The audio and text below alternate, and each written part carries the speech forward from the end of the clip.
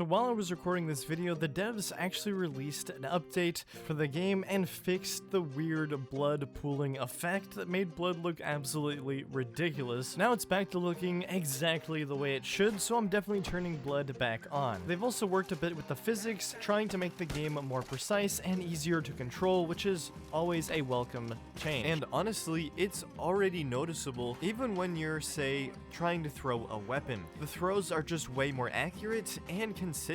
I actually feel like I have some sort of control where I throw my weapon now, which is kind of a strange feeling since that's definitely not what we're used to. And the only thing that can really throw your throws off is the auto parry system, which at this point is just a nuisance, and we at least need a toggleable option in the settings to turn this off. Another big change is that they've turned off collision between you and your weapon, so it won't be able to get stuck on your body anymore, which I think is probably a good change, but you won't be able to choke yourself anymore, and I guess that's a bad thing if you were into that. But the thing of it is that this also opens the door to some weird movements with your weapons, like phasing through your own body. And while at times this may be really cool, I just don't know if it's going to be a permanent change or not. This also makes it so that if you drop your own weapon or shield above you, it will start floating inside you until you move. And then if somebody hits that object while it's inside of you, it starts spinning around like a top, which I guess is pretty neat, but I hope they patch this out if they intend to keep weapons no collision. Now originally I was going to talk about how single-handed sword mechanics have changed and how they will allow us to use some new techniques. But after that recent patch, there's an even more effective way to use them,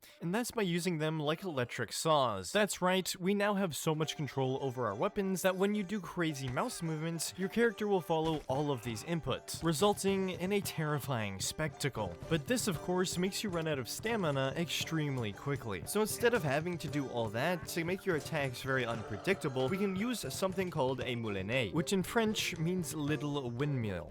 And it looks like this. Yes, it's kind of crazy, but we can actually use that level of precision even when performing an attack like that. And what I find even more impressive is just how realistic this makes one-handed sword fighting look in Half Sword, which is the polar opposite of what the demo was, requiring more full, drawn-out attacks, which would leave you more vulnerable, requiring you to commit more to each attack. But now, for swordplay, it's all about small, controlled mouse movements, which leads to quicker attacks, faster responses, and the ability to change direction mid-swing, which is exactly what you want to be able to do during a sword fight. Think flicking with your wrist rather than a full cut. And this is great for us, since it doesn't require much effort to do serious damage to someone with a sword, unless they're wearing armor, which in that case, you're probably going to want to use a blunt weapon instead. And of course, you wouldn't want to use these small flicking motions with a blunt weapon, since how much damage you inflict is dependent on how much inertia your attack has. But overall, single-handed swords have more potential than ever. Before, they just felt very clunky, but with the ability to customize your own weapons and specifically tailor them to what suits your needs, as well as the reworked stab mode and before mentioned newfound dexterity, it's just no longer the case. Arming swords are better than ever. When pressing alt mode, our characters will hold our swords above our heads in a high guard position, which allows us to better parry high attacks, and that was always something hard to do with single-handed weapons.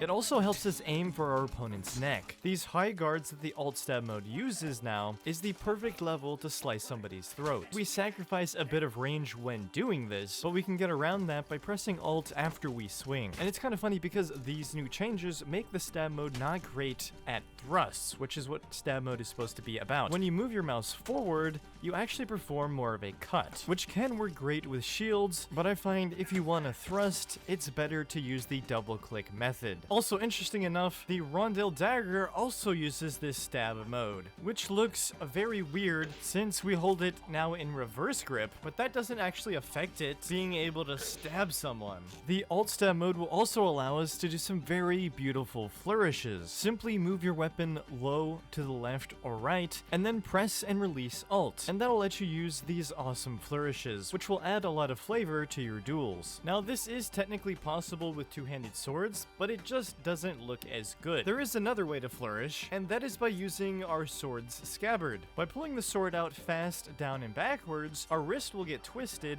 and that will cause the sword to spin around multiple times. For messers, this can act kind of weird, and it requires a lot more force to pull it off, since when you stow them, they don't have a sheath.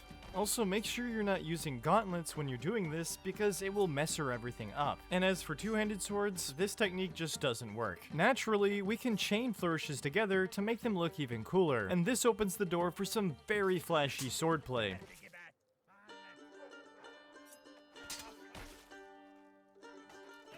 Alright guys, to demonstrate our newfound level of control, we're gonna be going in and playing a few matches against the militia with minimal armor and a shield in case we're going against somebody with polearms, because you're gonna want to use a shield against a polearm user if you're using one-handed sword. It's just gonna make life so much easier. You don't need to do crazy big attacks like woo, like swing from left to right, go all crazy, like you're just leaving yourself open. When we attack like this, we're keeping our sword out in front of us, increasing the chances that we parry. You know, it creates an obstacle for him. You know, he has to get around our guard.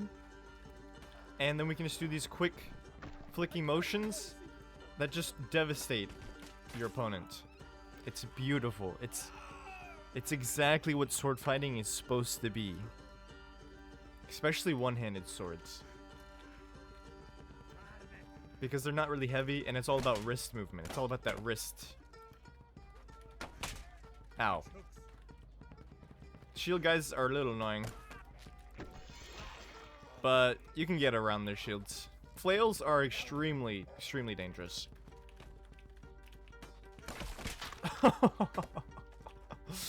Also, a tip I can give you guys is to use gauntlets.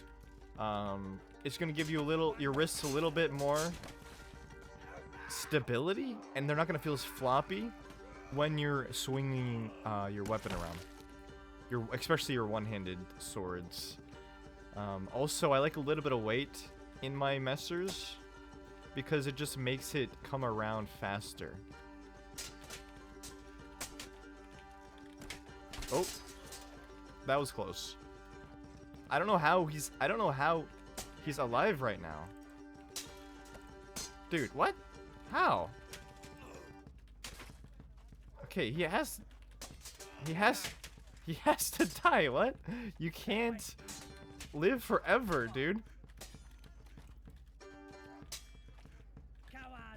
I cut him in his neck multiple times. Okay, it's gonna be dependent on the weapon, but there is a certain speed you have to flick your sword out to get it to do this. And you're kind of gonna flick it, and then you're gonna let it sit for just a brief second, and then that's when you can bring it around again. And that's how you can perform a moulinet in half sword. Alright guys, well I hope you enjoyed this video. If you did, make sure to leave a like and subscribe. And we'll see ya in the next one. Just die already.